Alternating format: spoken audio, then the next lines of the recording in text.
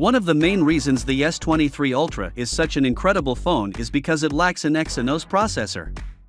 Samsung took a risky move to use the Snapdragon processor globally, and it paid off with not just superb phones but also higher sales than prior S-series models in recent years.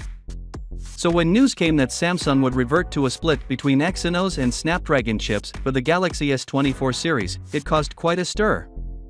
People no longer want to give the Exynos a chance because of its poor reputation.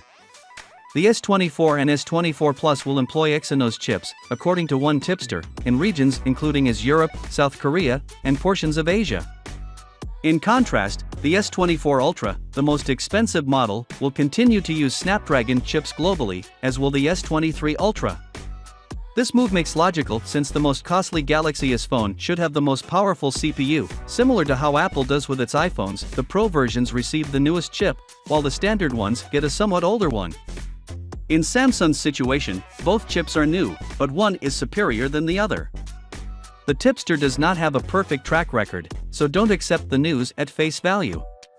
With Samsung reintroducing Exynos, some have speculated if the S24 Ultra would employ a customized version of the Snapdragon 8 Gen 3 or the normal 8 Gen 3 like previous models. The good news is that a specific version of the 8 Gen 3 for the S24 Ultra will be available with a faster clock speed, making it even more powerful. Samsung might shatter the record for the most storage variations of the same phone.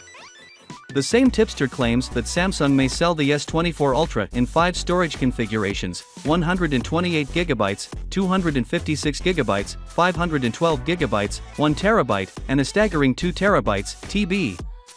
Even Apple is expected to release a 2TB edition of the iPhone 15 Ultra. Individuals that depend significantly on their cell phones for business, pleasure, or content production may find such a large storage choice to be a game changer. Finally, what are your thoughts about it?